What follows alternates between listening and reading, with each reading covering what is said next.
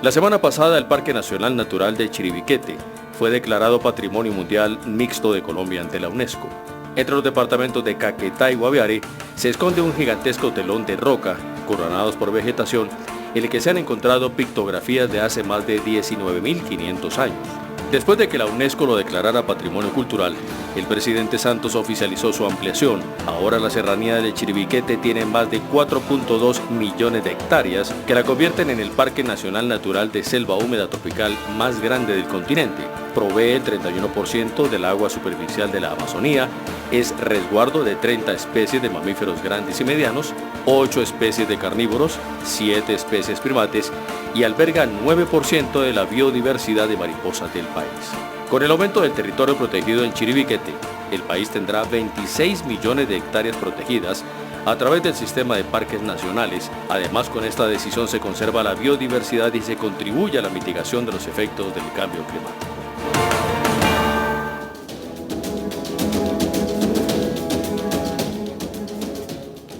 Bienvenidos a Semana en Vivo. Hoy tenemos una noticia muy importante, además una noticia buena para todos los colombianos. Después de que hemos tocado noticias que no son tan gratas para los colombianos, es este anuncio de la UNESCO de declarar Patrimonio Mixto Mundial de la Humanidad a esta zona impresionante que es la zona o el Parque Nacional de Chiribiquete. Yo quería, primero que todo, plantear el tema más allá del Parque del Chiribiquete y plantear, bueno, qué está pasando con estos grandes anuncios. Detrás de eso hay una política, qué está dejando este gobierno y qué le vamos a dejar al próximo gobierno. Por eso, este es un tema que necesita ser abordado por expertos y estos son los expertos que están hoy invitados a Semana en Vivo. Nuestros invitados son Ernesto Gull, miembro de la Academia Colombiana de Ciencias Exactas, Físicas y Naturales; Julia Miranda Londoño, directora general de Parques Naturales Nacionales; Joaquín Carrizosa, coordinador del Amazonas de WWF Colombia; Patricio von Hildebrand, director científico de la Fundación Puerto Rastrojo; Carlos Rodríguez, biólogo y director de Tropem Voz Internacional Colombia. Julia. Este celular de Julia suena, ¿no? Como todos los parques, suenan como los parques. Bueno, les agradezco mucho esta cita, como siempre, aquí. Yo quería comenzar con ustedes que son expertos. Patricio ha vivido allá, o por lo menos he conocido todas sus experiencias, por lo menos 10 años. 10 años. Viviste sí, allá, ¿no es verdad? ¿Cuál es la importancia de este Parque Nacional del Chiribiquete y por qué la UNESCO lo declara Patrimonio Mixto Mundial? Bueno, son muchas las importancias del parque. Primero, por su posición geográfica en todo el corazón del Amazonia y por su gran tamaño ahora con su expansión a 4.2 millones de hectáreas. Esa posición geográfica, por una parte, lo pone en un sitio clave para la conectividad ecológica con áreas protegidas vecinas, especialmente con el Parque Macarena y con la Reserva Natural Nucac, hacia el oriente y hacia el occidente con el Parque Nacional La Paya. Por otra parte, está en una posición en que confluyen especies de plantas y de animales, una gran cantidad, y que tienen orígenes andinos por una parte, amazónicos, o sea, de la planicie amazónica propiamente dicha, por otra parte, especies de origen orinocense y especies de origen guyanés, que es todo lo que se extiende hacia el occidente del parque actual. Entonces, esas son cosas muy importantes y claves desde el punto de vista ecológico. Por otra parte, es muy importante en términos culturales. Encierra una cantidad de vestigios de poblaciones antiguas, en especial de pinturas rupestres, y es un referente cultural, histórico, para una gran cantidad de comunidades indígenas que viven en su derredor. Que son comunidades pues que están ahí, pero que también están... Hay comunidades que están alrededor del parque, Claro. que hay numerosísimas sí, etnias diferentes. pero hay otras que y no, hay ¿no? unos pueblos indígenas en aislamiento voluntario Exacto. que viven dentro de lo que es actualmente el parque. ¿Usted los alcanzó a ver en algún momento a esos? No, allá no los hemos visto. Se hizo una investigación larga con Roberto Franco. Claro, yo lo conocí compañero. mucho, yo le hice una entrevista Ok. antes de que se Antes de que matara. tuviera el accidente sí, y- el accidente y ahí muriera. saliendo de la pedrera. Qué pérdida. Sí, sí, sí, Y qué dentro tristeza. de, Sí. dentro de los estudios que hicimos, se identificaron como unas 6 o 7 zonas en la Amazonia donde podía haber pueblos en aislamiento voluntario y posteriormente sí logramos, hasta la muerte de Roberto, hacer unos sobrevuelos de una de esas zonas. Eso. Y ahí en ese sobrevuelo sí pudimos fotografiar Cosas, unas ¿no? malotas indígenas. Cuando yo le pregunté a Roberto, precisamente él venía de ese vuelo, como cuántas indígenas digamos, ocultos puede haber en esa zona. No, ni idea de tenía- cuántos. Sabemos que para el lado del río Puré, que es la zona donde sobrevolamos, puede haber por lo menos 3 etnias diferentes. En el Parque Chiribiquete, en el sector suroccidental, debe haber unas comunidades, tal vez Murú y Huitoto, y en la parte central, también un poquito al occidente, indígenas Carigona. Y hay otro grupo más, yéndonos bien hacia el oriente del parque, Sí. que es como las cabeceras del río Yavilla. El río Yavilla es un río grande que entra al río Mesay exactamente en el punto del Ecuador, o sea, a 0.000 grados. En la cabecera de ese río hay unos indígenas Urumi, que están entre esa cabecera y la cabecera del río Mirití, que es un resguardo indígena, que está en un resguardo indígena del otro lado de una pequeña serranía. Wade Davis dice, y ese es uno de los grandes mitos alrededor de este sitio tan maravilloso, que es como la Capilla Sixtina del Amazonas. Sí, eso es retomado de una expresión que fue el profesor Van der Hamen, Van der Hamen, después de las primeras expediciones del año 91-92, que fue cuando encontraron toda esa cantidad de pinturas rupestres, y la manera de él tratar de describirla fue diciendo, esto es como la Capilla Sixtina. No, es impresionante. Ernesto, desde tu punto de vista, ¿qué es lo que está pasando? O sea, ¿cuál es la importancia en términos más allá, digamos, antropológicos, científicos, si se puede decir, de lo que está pasando en este momento en con la declaración de Chiribiquete como parque o zona mundialmente reconocida por la UNESCO? Pues ya Patricio explicó muy bien cuáles son las características que hacen que sea un sitio tan especial y tan notable, ¿no es cierto? Yo agregaría a eso que el Parque Nacional de Chiribiquete, con 4.2 millones de hectáreas, es, para ponerlos en unos términos comprensibles para la gente, esas 4.2 millones de hectáreas son más o menos 2 veces el tamaño de Cundinamarca, ¿cierto? Y más grande también que 2 veces el país del Salvador. Es decir, es un área inmensa. Y esa área inmensa la han llamado el corazón de la Amazonia, porque tiene la capacidad de producir una serie de servicios ecosistémicos ambientales fundamentales, ¿no es cierto? Uno, por ejemplo, es este tema del agua, del que ya se habló, ¿no es cierto? Que es una fuente muy importante del agua en la parte noroccidental de la Amazonia.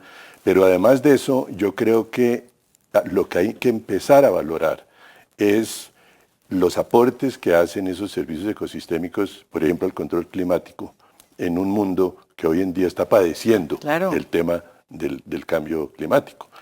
Y eso naturalmente va también para toda la Amazonia. Y a mí me parece que tener nuevas reservas de selva húmeda tropical en la Amazonia es fundamental desde ese punto de vista, desde el punto de vista del control climático del mundo. Porque la selva es como un evaporador de agua, ¿no es cierto?, que genera un ciclo hidrológico muy activo. De forma que hay ese tema de los servicios ecosistémicos, y yo creo que también pues hay otra serie de cosas fundamentales. En realidad, la primera declaratoria de Chiribiquete fue el año 89. Sí, que fue es decir, hace sí, es 30 cierto, años. Hace 30 años. Hace 30 años. Sí. Y yo creo que antes, pero sobre todo después de eso, y más que todo en los últimos años, pues se han venido realizando unas expediciones científicas cada vez más detalladas, Sí. que lo que nos están mostrando cada día son sorpresas y novedades, ¿no es cierto? Por ejemplo, en la parte geológica y en la relación que existe entre la parte geológica y la parte cultural, pues se han encontrado cosas muy interesantes. Sí, eso es cierto. Yo quería hacerte una pregunta. Nosotros estamos que realmente es para Julia, pero ya que te tengo a ti, ¿estamos preparados para hacer presencia o defender semejante belleza y portento? Semejante maravilla. Sí. Semejante maravilla, esa Capilla Sixtina que dice Wade Davis o el profesor Vanderham. Pues mira, yo diría una cosa, María Jimena. Tenemos esa capacidad del Estado de decir en esa zona que además estaba controlada por las FARC hasta hace poco, 4.2 kilómetros. Yo creo que no la tenemos. Así siendo muy claros, ¿no es cierto? Y me parece fundamental decirlo, porque ese proceso que se inició hace 30 años culminó con lo que pasó la semana pasada, ¿no es cierto? Con la ampliación del parque. Yo sé, y todos ustedes han trabajado cantidades. Pues muchísimo tiempo. Yo sé, yo conozco el trabajo que todos. Julia, a ver, sí, señora. Esto culmina, es un proceso que se culmina después de muchos años, ¿no? Franco debía estar aquí también Así presente, lo pensamos mucho, lo conocí mucho también a Franco, entonces, además le hice la entrevista antes, increíble, poco antes de que muriera. Sí, como dice Ernesto Gull, cada vez que entramos a Chiribiquete a hacer una expedición científica se encuentran más especies de plantas, de animales, más detalles y más riqueza natural. De manera que sí es un sitio de valor excepcional universal, como lo declaró el Comité de Patrimonio Mundial de la UNESCO, y sí era un momento final muy importante el de la declaratoria del área ampliada más la protección de la UNESCO. Porque ¿qué implica la protección de la UNESCO? Implica necesariamente un compromiso del país de poner lo necesario para proteger la integridad de ese sitio, en toda su dimensión. O sea, el país se compromete y tiene que producir políticas que vayan dirigidas a eso. Exactamente. El país además es quien solicita a la UNESCO que el sitio se incluya en la lista de Patrimonio Mundial. Es el país el que presenta su sitio excepcional a estos expertos del mundo, de la UICN, de ICOMOS, que son los organismos asesores técnicos de la UNESCO, y es el comité de 21 países de la UNESCO los que evalúan ese análisis que se hace de lo que el país está presentando como un sitio excepcional, con valor excepcional universal. Para el país es un honor tener un sitio en la lista de patrimonio. Para el país es una gran oportunidad porque vienen recursos económicos indudablemente, no es lo más importante, pero se vuelve un sitio de atracción global para ser protegido y apoyado por el mundo. Una pregunta, a mí mucha gente me ha dicho, ¿cómo puedo ir a Chiribiquete? Yo fui por otras razones y no precisamente por razones... Por trabajo, había muchos campamentos de las FARC por la zona y tuve que ir haciendo reportería. Pero la gente que quiere ir a Chiribiquete, ¿cómo puede ir ahora, Julia? Bueno, te agradezco la pregunta, María Jimena, porque el llamado que estamos haciendo todos, además todos los que hemos trabajado por el Parque Nacional, es que no va a haber un programa ecoturístico para Chiribiquete. Lo que le estamos diciendo a los colombianos y a los extranjeros es que admiren y nos ayuden a proteger a Chiribiquete y que vayan al Parque Arqueológico declarado de la Serranía de la Lindosa a ver los tepuyes, los grandes murales de pinturas que son de fácil acceso cerca de San José del Guaviare, que tiene muchísimos atractivos turísticos, y que sepamos que Chiribiquete es un sitio al que vamos a proteger todos. Solamente se puede ir hasta los tepuyes. Exactamente, no yendo allí. En la Lindosa se pueden ver tepuyes y pinturas rupestres. Por ejemplo, fue allí en donde se hizo la ceremonia del presidente, que allí algunos de los ministros salieron a decir que ese era el Parque Chiribiquete, y no. Esa es la serranía de la Lindosa. Usted que sabe de este tema, ¿tenemos capacidad presupuestal? Uno de los problemas que tenemos con los parques es que son tan extensos, ¿no? Y este pues es el más extenso. Sí. ¿Tenemos posibilidades de proteger realmente y de responsabilizarnos de ese compromiso que adquirimos Esa en la fue UNESCO? incluso una de las preguntas que hicieron los expertos de la UNESCO y nosotros teníamos que demostrar que íbamos a implementar estrategias para poderlo proteger. Entonces aquí contamos con el Ejército de Colombia, con la Fuerza Aérea, en primera instancia, porque con ellos hacemos sobrevuelos de control, tenemos imágenes remotas, tenemos también toda la población indígena que rodea el parque y que está absolutamente comprometida a ayudarnos a protegerla, y también tenemos que seguir implementando más estrategias. La Aeronáutica Civil sacó una resolución en la que se prohíbe el sobrevuelo por helicópteros, está prohibido entrar en helicóptero al parque y hacer sobrevuelos a menos de 8.000 metros de altura, de tal manera que solamente con unas operaciones muy controladas para efectos de investigación científica se pueda llegar al Parque Nacional. Tan impresionante, es tan... o sea, hay que tener, para preservarlo hay que tenerlo impenetrable, hay que volverlo impenetrable, ¿sí es así? Intangible. ¿Ah? Intangible. Intangible. A ver, no, pero yo creo que es importante saber por qué y si es cierto que uno puede llegar a la Lindosa y ahí se ven las pinturas rupestres, bueno, que se ven desde antes, ¿no? Desde el río, pues no sé si son las mismas, ustedes dirán, si no, uno no las ve. De tantos ríos que no, yo sí, no me desde acuerdo. antes, pero estás hablando de la misma zona. De la misma zona. De la Lindosa y de la misma sobre el río zona. Guaviare. Exacto, sobre el río Guaviare, exactamente. Los chorros del Guayabero. Del Guayabero uno los ve, exacto. Eso es lo que yo he visto y yo pues no he llegado sino hasta por allá. Pero yo quería la palabra, oírlo a usted, Carlos, que también ha estado muy metido en todo este proceso. Su visión de lo que está pasando. A ver, yo tuve la oportunidad de tener unas interacciones con la Comisión de UNESCO y fue muy interesante porque era poner la parte cultural y de hecho aún todavía le hacemos mucho énfasis a la parte arqueológica y se habla de 20.000 años. Pero es que esta parte arqueológica es una cadena, así como usted preguntaba por la conectividad ecológica, Patricio, es una conectividad cultural y es un mundo chamánico importantísimo. ¿Usted cree que 20.000 años? O sea. De ahí viene la importancia de Chiribiquete. Dentro de la revista que publicó el Sinchi, mire, ahí hay un artículo de un indígena que se llama Uldarico Matapí, él es un chamán, en el que nos muestra claramente que Chiribiquete es como semana, es vivo, es en vivo.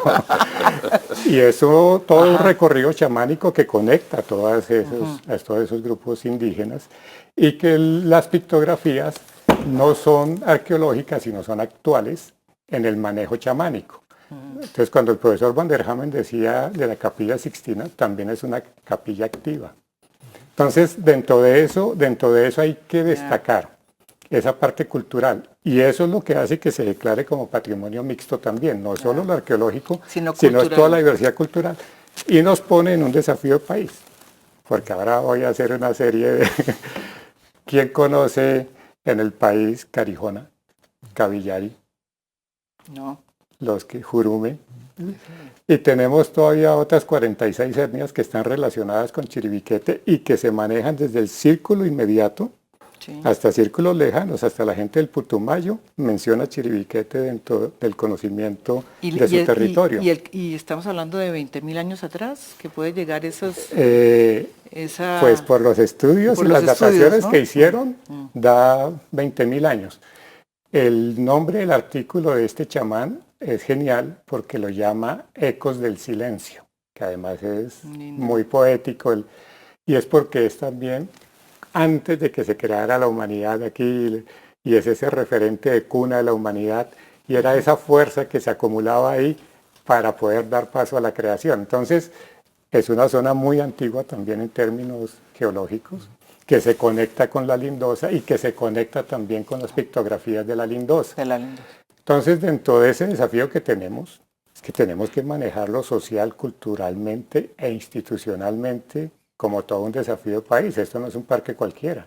Y esto no es trabajarlo con guardaparques, es trabajarlo con un desafío social de todo el país para mostrar esa diversidad cultural, ese conocimiento tan impresionante que tiene el mundo chamánico, esa interpretación y esa importancia de estas áreas como lugares sagrados y como lugares conectados, que es responsabilidad de todo un conjunto, con los que cada uno tiene una tarea chamánica y cada uno tiene que cuidar las pictografías, y por eso se encuentran visitas cercanas a mantener esas pictografías allá. Una pregunta, dentro de las cosas que he leído, se podría decir que ese sitio es un sitio donde en la cultura del Amazonas, o como se llame esa cultura, porque aquí entre expertos me da pena decir todo lo que estoy diciendo, pero lo que sí tengo entendido es que es un centro muy importante, ha sido un sitio, fue un sitio y sigue siendo un sitio muy importante, como una especie de gran faro chamánico, como dice usted, de todo el Amazonas. Todos terminan ahí. Todos terminan ahí. En esa. Pero para que la gente nos entienda, expliquémoslo, porque si no, no. ¿Cómo es? En esa visita a la UNESCO teníamos unas imágenes de las pictografías. Sí. Y claro, todos interpretamos las pictografías, los arqueólogos, los antropólogos, pero generalmente yo tiene una interpretación chamánica muy precisa. Yeah. Entonces me dijeron, le digo, ese es el origen de las plantas, pero porque me lo cuenta un chamán, no porque mi interpretación. Me dice, ¿cómo así que el origen de las plantas? Le digo, claro, con eso que está saliendo es el mundo de las plantas, y de ahí los chamanes van conociendo todos los sistemas de clasificación, todo eso, y llegan a nombrar más de 700 nombres de árboles. Entonces dije, no, 700 es mucho. Les digo, no, eso es lo que dibujó otro conocedor tradicional, que es don Abel Rodríguez, un indígena nonuya, que dibujó de memoria 450 árboles. ¿Y de dónde? Pues porque viaja chamánicamente allá, ese es su referente para poder él interiorizar ese conocimiento del mundo de las plantas y poderlo dibujar de memoria en Bogotá. Increíble esto. No, es como un cuento. Sí. Joaquín, ¿usted qué siente cuando ve que todo este proceso llega finalmente a un punto? Y sobre todo, ¿cuáles son sus desafíos, sus temores de que esto, digamos, después de todo este largo camino, no se pueda llevar a cabo lo que se tiene que llevar a cabo y responder a ese compromiso de la UNESCO? Yo soy bastante optimista frente al tema, o sea, sé que es un reto gigantesco, pero yo creo que, pues, ellos son mis profesores, en mi corta historia, digamos, de experiencia. ¿Él fue profesor mío? Sí, también. También. Y en los Andes. En los Andes, sí. Y sigo aprendiendo de ellos, pero en mi corta historia lo que yo veo es que cuando uno revisa la visión de la nación frente a la Amazonía, yo nunca había visto algo prestando tanta atención frente a esto. La Amazonía para mí, y no solo en este país, sino en Perú y en el Ecuador, o sea, siempre eran las tierras alejadas. Entonces yo lo que veo ahorita es una voluntad muy diferente a verla de otro modelo. Lo que pasa es que el reto es gigantesco porque Chiribiquete simplemente es una pieza dentro de un motor gigantesco. Y lo que implica es un reto de planificación y no es solo un tema financiero. Es poner a hablar a los sectores, es poner a hablar a la gente que está pensando en la planeación de todo el tema de infraestructura, porque todas las presiones no son solamente los bordes del parque, Claro. sino es todo el modelo que hay alrededor de esto. Es la nueva situación de colonización en la Amazonía, es todos los sectores indígenas que a diferencia de hace unas décadas, hoy en día tienen una voz para participar en esto y deben además tener parte en las decisiones del manejo y la planeación y sobre todo en el ordenamiento territorial de la Amazonía. Entonces eso es un reto gigantesco y no es solo del gobierno que viene. El gobierno que viene debe dar un siguiente paso para que el que ya se dio pueda hacer más adelante, pero esto es probablemente varias generaciones los que estaremos trabajando en esto. Hay, claro, eso es cierto, pero bueno, hay una parte que es importante aclarar, es que si las FARC siguieran allá en este momento, ¿eso habría sido más difícil hacer o no? Totalmente. ¿Es verdad? Sí, totalmente. Sí, y yo creo que de hecho eso es parte de por qué para mí esto es un momento optimista, es precisamente eso, que hay una forma de combinar ahora, contribuir a la paz con la conservación y con fortalecer la gobernanza. Y nunca el papel nuestro como ambientalistas fue tan claro dentro de este proceso de paz como en una oportunidad como lo de Chiribiquete. En el tema de las FARC, yo conocí mucha gente que eran guerrilleros rasos que conocían muy bien la zona. No sé si a ti te pasó lo mismo, o las personas que están por ahí, esa gente, por ejemplo, no sirve para proteger, o qué están haciendo con esa gente que vivió toda la vida ahí en Chiribiquete, que eran de las bases de las FARC. Julia. Hasta este momento solamente se ha hablado de la posibilidad de que algunos de los guerrilleros que entraron al proceso de paz y están en proceso de reinserción a la vida civil entren a ser guardaparques, pero nunca ha habido como el paso para poder lograr vincularlos. Es básicamente un tema presupuestal, pero involucra capacitación, sensibilización, toda una relación estrecha con los equipos de guardaparques para que ellos puedan cumplir con esa tarea que sería muy importante, no solo en Chiribiquete, sino en muchos otros sitios. Casi en todos los demás lugares, claro. ¿verdad? Esa es una de las cosas que uno ve. Sería una gran oportunidad. Ojalá. Yo creo que cabe aclarar que en realidad no hubo asentamientos de la FARC dentro del Parque Chiribiquete. Dentro del puro No. parque no, No, afuera, había ¿no es verdad? asentamientos en el derredor. En el- En algunas oportunidades se demoraron más cuando tenían ahí algún secuestrado.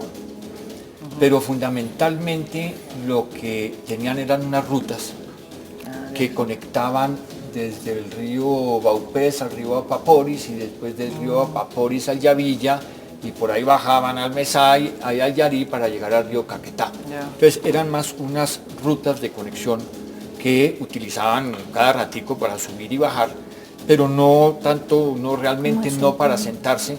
Y aparte de esas rutas, tampoco se metieron mucho más al centro del parque. Sí, al más centro. bien por los ríos grandes, de los límites como la Baleares. Tunia y parte de la Paporis. Pero realmente, por ejemplo, el Cuñaré, al Mesay, en la parte media y baja del Yarí, no Nunca. estuvieron presentes. ¿Y por qué? Porque no era un sitio interesante, es un sitio despoblado. Inhóspito. Es un sitio lejano, despoblado, en ese sentido no muy interesante, solamente interesante por esa posibilidad de conectarse entre ríos y ríos, que era así parte de su... para llegar a los ríos grandes donde había población y donde tenían cosas que hacer. Ya. Bueno, fíjese, todo esto lo estamos aprendiendo. Volvemos después de esta pausa, seguimos hablando del Chiribiquete y los grandes desafíos. ¿Cuáles son? ¿Qué presupuesto tenemos para este gran desafío? Yo creo que es uno de los temas más importantes. ¿Qué presupuesto tiene Parques y el Ministerio de Medio Ambiente? Ya volvemos, no se vayan, estamos en Semana en Vivo.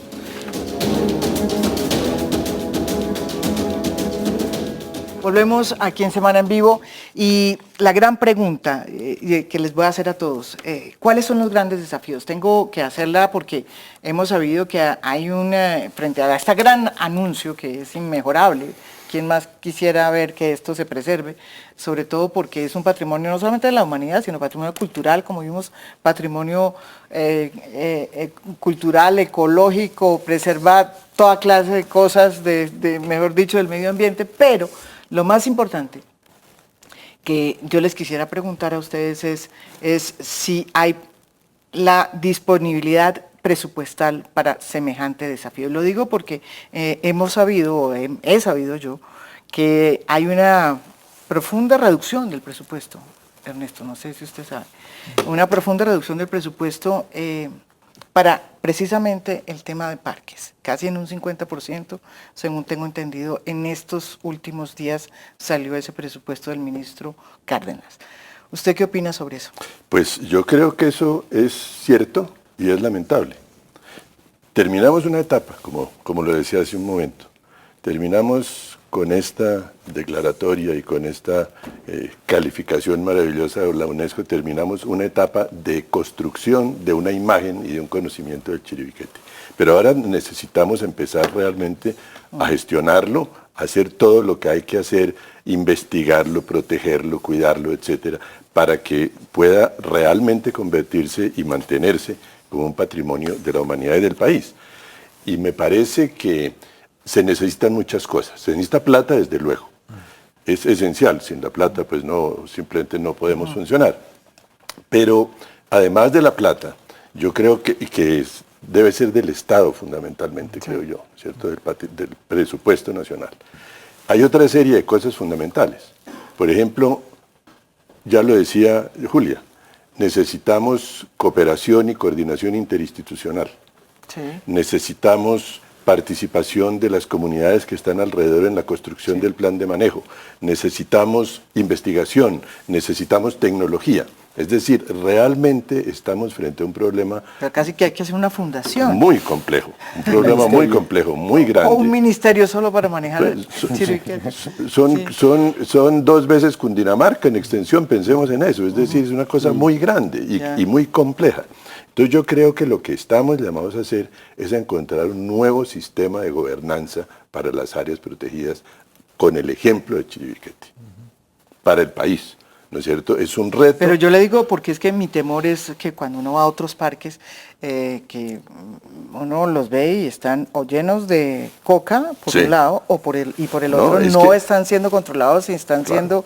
siendo talados, en fin, hay una cantidad de cosas. ¿Por qué? Porque en muchas ocasiones no se encuentra el Estado con ¿verdad? La capacidad que se requiere Hay una por muchas cosas. cifra sí, que yo la quiero dar como ejemplo. En Colombia, a cada uno de los funcionarios de parques le corresponde cuidar 40.000 hectáreas. Imagínense. 40.000 hectáreas. ¿No es cierto? La cifra mundial es la 5ª parte. Entonces estamos muy lejos de los valores de cantidad de gente y de recursos que se necesitan para cuidar el sistema de parques y obviamente el Chiribiquete. Sí. Y María Jimena, yo creo que es muy importante resaltar que este gobierno tuvo la decisión política de darle una gran importancia a la declaratoria de áreas protegidas. Sí. Nos dimos a la tarea, tuvimos un fuerte apoyo del sector privado, que se unieron varias organizaciones, entre ellas WWF, Sí. pero otras también fundaciones empresariales, para darnos los recursos para poder hacer los procesos de declaratoria. La Academia de Ciencias Exactas, Físicas y Naturales puso todo su equipo a tomar las decisiones con gran velocidad para poder lograr en los tiempos récords que disponíamos las declaratorias. El gran reto es consolidar ese sistema dándole lo que requiere para que pueda ser adecuadamente manejado. Eso involucra personal, como lo acaba de resaltar Ernesto. Llevamos varios años pidiendo los nuevos funcionarios para estas áreas nuevas que se han declarado. Y también el presupuesto. Nosotros ahorita tenemos un presupuesto entre inversión y funcionamiento de cerca de 97.000 millones de pesos. Y pues el anuncio es que Te lo bajan en 40 a 42. en un 58% el presupuesto, lo cual deja la posibilidad No lo puedo creer, de actuar. no lo puedo creer. Muy difícil, muy Sí. difícil. No, sobre todo después de este gran anuncio, que es un poco contradictorio. Del esfuerzo de todas estas áreas que se han declarado, la meta del plan de desarrollo era 2,5 millones de hectáreas y se declararon 5,5 millones de hectáreas, de tal manera que el Sistema Nacional de Áreas Protegidas de Colombia hoy tiene cerca de 30 millones de hectáreas. Pero no basta declararlas, tenemos que Claro, manejarlas preservarlas. eficazmente y preservarlas. Es que ese es el problema, Patricia. Ese es el problema. Sí, no, estoy de acuerdo y ya lo han explicado bien Julia y Ernesto. Me parece que es importante resaltar que parques nacionales, digamos, en el curso de los últimos 30 años, ha ido consolidando también su personal. Claro, Es muy notorio, y conozco muy bien a Parques porque la Fundación Puerto Rastrojo viene trabajando de la mano de Parques desde hace muchísimos años, la dedicación de la gente que tiene parques. Eso es un capital importantísimo. ¿Qué le diría usted al nuevo gobierno? Con respecto a lo que estamos diciendo. Pues sí, Le diría imagínese. que no, pues que es lo que estoy tratando de explicar ahorita, o sea, se ha ido consolidando paulatinamente. Cada vez más funcionarios, todos muy dedicados, todos muy metidos en el asunto de la conservación, en muchos casos haciendo mucho sacrificio, pero durante todos esos 30 años, con altibajos, siempre con un incremento de presupuesto, con altibajos, a veces, Pero esto... pero siempre subfinanciado. De todas maneras, no solo en todos los aspectos que mencionaba Ernesto y que tú también has mencionado, Julia, sino solamente en planta de personal. O sea, 40.000 hectáreas por funcionario es absolutamente absurdo. Y con esas Entonces, eso amenazas. también quiere decir que necesita plata para esa parte. Y que hay la gente, pero hay que tener la manera de poderlos contratar, la manera de que puedan trabajar, la manera en que puedan desplazarse.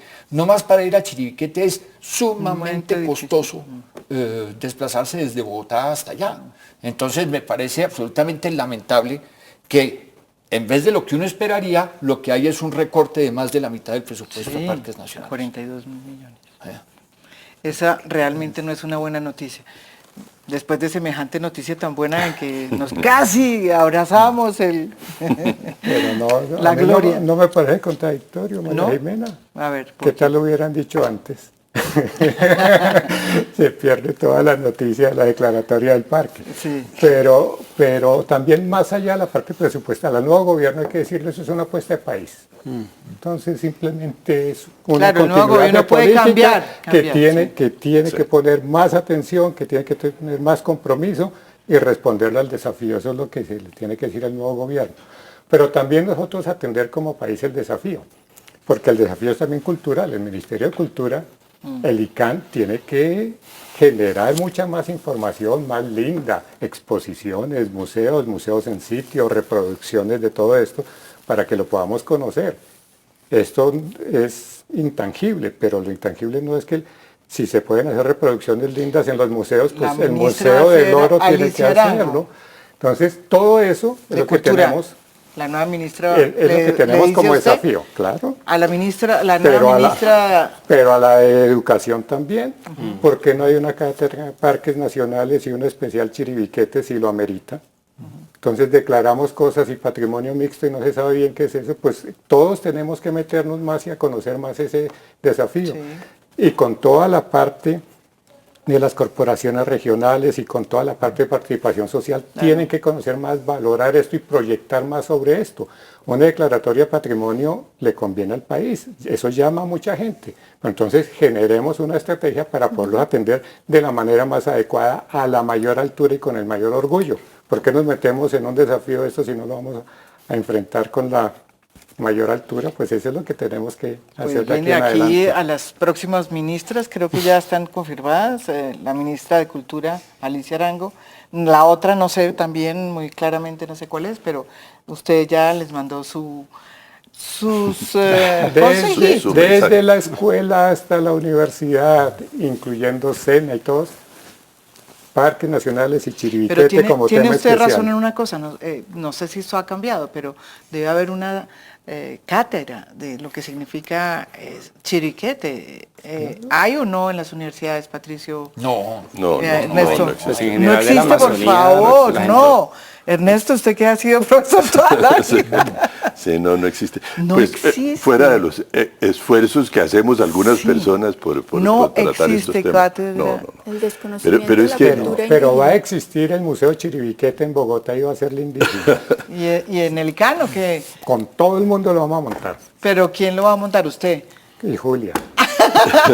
Ya me puso oficio. ¿De verdad? Esa es una de No, las- pues se tiene ¿sí? que montar algo Pero yo así. creo que hablando de la apuesta de país y de lo que mencionas, que es una cátedra sobre Chiribiquete en las universidades y desde el colegio para arriba, es más una cátedra sobre la Amazonia. Sí, claro. No Porque sobre el Chiribiquete. Primero, Chiribiquete no es una cosa aislada dentro de la Amazonia. Claro. O sea, cobra todo su sentido es dentro de todo el contexto. Por otra parte, la Amazonia colombiana es la mitad del país. Es la mitad del país continental. Es O sea, Colombia tiene 1.000 millones de hectáreas, país continentales, y la Amazonia es 480.000, o sea, la mitad. ¿Qué es 480.000 hectáreas? Para ponerlo en términos comparativos, como le gusta a Ernesto, es más o menos el tamaño de Francia. Imagínate. Sí, claro. Entonces, es una apuesta amazónica en otra Entonces, manera de monumento. desarrollo de la Amazonia. Entre otras cosas, ¿por qué? De esa extensión tan inmensa que es medio país, el 60% está en resguardos indígenas que son propiedad colectiva de las comunidades indígenas. Por lo tanto, son actores fundamentales en todo este proceso que estamos hablando. ¿Cuánta gente entiende qué es un resguardo indígena? ¿Cuánta gente entiende que eso se debe manejar según la ley de manera autónoma por parte de las comunidades indígenas? ¿Cuánta gente es consciente de lo que explicaba Carlos, de la conexión cultural que hay entre todos impresionante. estos diferentes sectores con Chiribiquete en todo el centro de ese asunto? Bueno, todo eso es lo que tenemos que entender y pensar que esto amerita un tipo de desarrollo diferente al que se le ha dado al interior del país. Pero yo quisiera agregar una cosa a lo que está diciendo Patricio, que comparto plenamente. No es solamente la Amazonia, es que tenemos en Colombia que entender que nuestra gran riqueza es el mundo natural, ¿no es cierto? Y que la salida para el país es por ahí, ¿no es cierto? Por ser capaces de aprovechar nuestros recursos naturales en una forma sostenible, cambiando un modelo de desarrollo incluso, porque es que nos va a tocar hacerlo. El mundo está en eso. Cada vez que diga eso, es castrochavismo. El mundo está en eso. Cada vez que vienen y No, dicen está eso, en eso. aquí hay otros que dicen que eso es castrochavismo. Pero eso es lo No que está estamos de pasando en el acuerdo, mundo. estamos de acuerdo, hay que cambiar el mundo. Y yo Pero de creo que pronto tenemos es que cambiar el chiribiquetismo, modelo de eso desarrollo. Sí, no, realmente es chiribiquetismo. No pero podemos castro- seguir haciendo más de lo mismo No, es porque cierto. lo que hemos hecho es crear un territorio insostenible en Colombia. Cada vez que hacemos un proyecto de desarrollo, hacemos un proyecto de desarrollo insostenible. Tenemos que cambiar eso. Y es mirar al futuro, no es mirar hacia atrás. Eso es lo interesante de esta declaratoria, que nos hace mirar hacia el futuro. Claro. Y para ver si cambiamos este modelo que está extractivo y que además Depredador. Sí, no está mirado desde la preservación de la naturaleza. Joaquín, ¿usted qué tiene que aportar en esta? No, yo básicamente sigo esa línea de que esto es una gran oportunidad para repensar la planificación del país. Yo creo que esto implica que una participación de todos los sectores, no es un tema del Ministerio de Medio Ambiente, no es un tema de los ambientalistas, es un tema de que las amenazas, los procesos de deforestación que estamos viviendo en este momento en la Amazonía como nunca antes, no es un problema simplemente de las ONGs o del Ministerio de Medio Ambiente. Es un problema en el que todos tienen que participar con precisamente una visión diferente al desarrollo. Y cuando uno conoce a la gente en esas zonas, habla con comunidades indígenas, habla con población local que están involucrados en dinámicas de minería ilegal, en dinámicas de deforestación, simplemente es porque falta un diálogo con ciertos sectores para que se abran oportunidades diferentes. Claro, hay un tema de control y vigilancia donde habrá que tener otro tipo de mecanismos, pero lo que hay es una gran oportunidad de trabajar con gente, incorporarla al país y que participen y que pues, construyan ellos mismos ese modelo de desarrollo y no sea pues las planicies aisladas de la cordillera como siempre ha sido. Entonces yo creo que este es el momento pues de abrir un diálogo, pero no es un diálogo que tiene que ser simplemente el sector ambiental jaloneándolo. No, aquí debería estar pues agricultura, educación, como lo mencionaron. O sea, es un compromiso de todos, porque acá estamos hablando es precisamente construir una economía diferente para esa región, planificar la infraestructura de carreteras, de vías terciarias, considerando esa riqueza, y no solo porque es bonito, sino porque realmente es desde donde esa gente puede sobrevivir. O sea, simplemente cuando se hacen los análisis de pesca, de cómo en la Amazonía, el volumen pesquero que produce, o sea, el aporte de eso hacia la economía, ¿cuánto es? O en bonos de carbono, es gigantesco. Y nada de eso está cuantificado, sino lo vemos simplemente como algo que lo podemos utilizar sin ningún tipo de planificación. Entonces yo creo que aquí es donde empieza un diálogo mucho más complejo. ¿Usted empezó a ir al Amazonas por sus maestros, o por sus profesores o qué? Yo empecé a ir por mi cuenta y me amarraron allá. Pero María Jimena, yo creo que más allá de solamente el Amazonas, esa planificación del país que tú mencionas tiene que tener en cuenta todas las etnias que tiene este país. Claro. Es que desde la Alta Guajira con los Wayuu, el Catatumbo con los Barí, las diferentes zonas de nuestro país llenas de culturas indígenas absolutamente desconocidas por la gran mayoría de los colombianos. Y lo que ellos tienen para aportar, teniendo además como propiedad del territorio una gran extensión del área de nuestro país, y casi que pues los que vivimos en las ciudades No tenemos- ignoramos totalmente que allí estas personas tienen un rol muy importante en el desarrollo de nuestro país. Eso es cierto, ¿no? Como mi profesor de geografía fue Ernesto, entonces ¿De verdad? eso vamos aquí rebotándola. Sí. Solo por un ejemplo de las culturas pues, de los grupos indígenas del país. En un ejercicio reciente, pues ni tan reciente, pero sobre la toponimia de la Amazonia. Uno ve los mapas oficiales y en la Amazonia ve muy pocos nombres. Muy pocos nombres. No alcanzan a tener 500 nombres en toda la Amazonia. en todos los departamentos, en un solo río, pequeñitico, que es el Caño Aduche, que es el sitio de origen de los Andoque, otra etnia que tampoco se conoce. 487 nombres recitados de memoria por el cacique. Increíble. ¿Y de dónde lo sacó? Pues de sus viajes chamánicos, del conocimiento del territorio, de ver el territorio en 3D como se ven en esos mapas, con las gafitas. Eso es increíble. Y en la geografía oficial, Aduche solamente tiene Aduche y Maloca Vieja, 2 nombres. Y desde el mundo tradicional tiene más de 480. Entonces, pues eso nos está indicando el desafío que tenemos por conocernos. Y esa es la oportunidad del posconflicto. Si el conflicto se dice que no nos dejó conocernos, pues ahora el posconflicto nos va a permitir conocernos mucho más y visitarnos hacia lo que nosotros tenemos. Y no hablar tanto de biodiversidad. Porque hablamos del segundo país, el primer país por kilómetro. Conozcámosla, mostrémosla y generemos alternativas distintas con respecto a ella. ¿Por qué los parques nacionales están superpuestos con territorios indígenas? Porque siempre han estado bien cuidados.